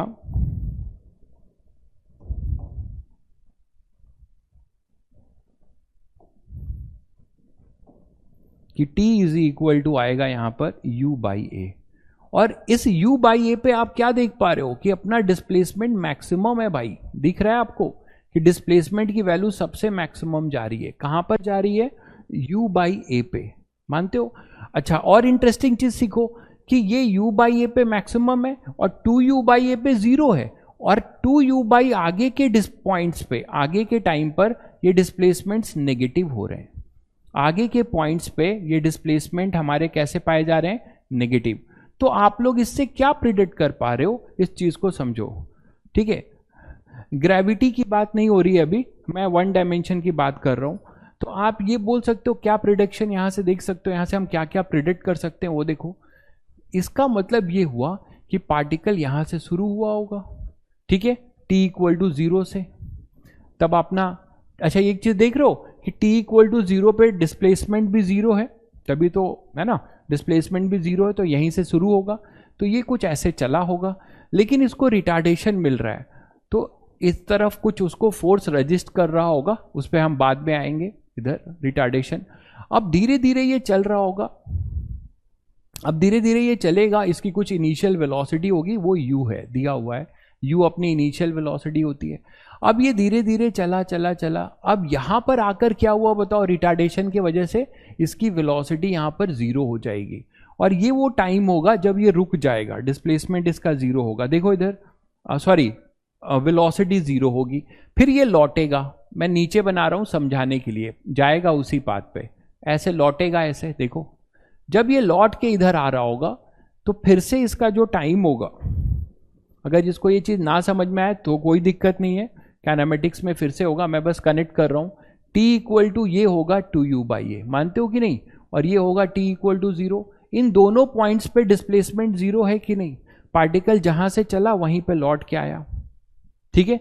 अब फिर क्या होगा, आगे देखो, इस तरफ ये इधर चलता ही जाएगा, मतलब ये ऐसे चलता जा रहा है, और इधर डिस्प्लेसमेंट फिर क्या हो रहा है, नेगेटिव। ये चीज ये बता रहा है। तो आई थिंक तुम लोगों ने ग्राफ रीड करना भी धीरे धीरे सीखा, कि ग्राफ को देखकर हम एक फिजिकल, भाई फिजिक्स है ना, physics is basically law, physics का मतलब ही होता है लॉ ऑफ नेचर के लॉ को पढ़ते हैं। तो हमने कोई पार्टिकल लिया, पार्टिकल कुछ भी हो सकता है, एक कार हो सकती है, कार गई, धीरे धीरे वो रिटार्ड हो रही है, मान लीजिए आपने जो है एक्सेलरेटर छोड़ दिया, धीरे धीरे वो रिटार्ड हो रही है, रिटार्ड होके 0 हो गई। फिर आपने बैक गियर लगा दिया, मान लो, तो बैक गियर लगा दिया तो वो पीछे आ रही है, ठीक है। तो ये यहाँ पे 0 है, और फिर यहाँ पर ये 0 आने के बाद जब आपने बैक गियर लगाया, फिर वो इधर आ रहा है, तो यहाँ तक आने के बाद वो बैक गियर लगा रहा है, तो फिर से ये इधर ही चली जा रही है, मतलब डिस्प्लेसमेंट नेगेटिव हो रहा है, ठीक है। तो ये हमने आज हमने एक चीज पढ़ा, कल हमने एक चीज पढ़ा, SCV ले लिए, वेरी गुड। अभी आपको एक हफ्ते बाद उस पर होमवर्क मिलना शुरू होगा, जब हम लोग वेपन्स अपनी इकट्ठा कर लेंगे, ठीक है। तो लड़ाई लड़ने के लिए तैयार हो जाएंगे, मानते हो कि नहीं।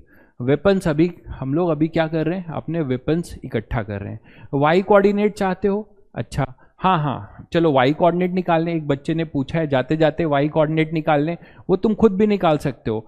t इक्वल टू u/a यहाँ पुट करो, तो हमें एस मैक्सिमम मिल जाएगा, ये मैक्सिमम डिस्प्लेसमेंट मिल जाएगा।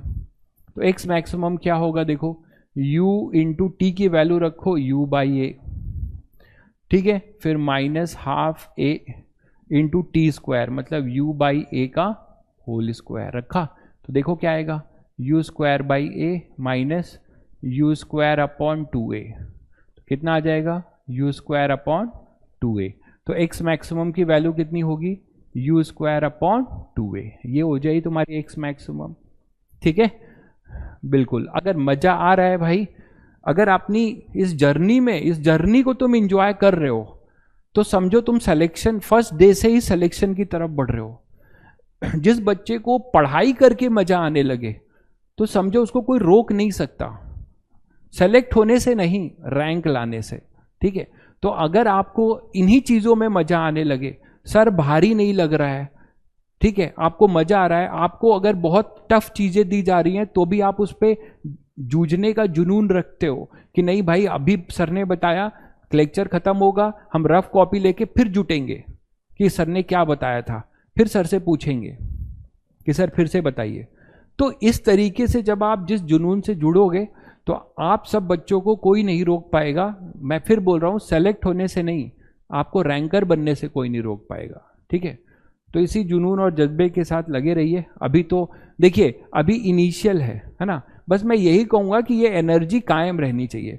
पता लगा 2 महीने बाद धीरे धीरे हवा निकल रही है लोगों की, वो नहीं होना चाहिए। ठीक है, चलिए फिर लेक्चर थोड़ा सा रिवाइज कर लीजिएगा, ये सब बहुत बेसिक लेक्चर्स जा रहे हैं। ठीक है, तो इन सब का बहुत जल्दी से काम आने वाला है, तो इसको अच्छे से पढ़ लीजिएगा। 15-20 मिनट लगेगा लेक्चर रिवाइज करने में। अभी तो आपके पास लोड बहुत कम होगा, धीरे धीरे भार बढ़ता जाएगा। ठीक है, चलिए फिर मिलते हैं कल।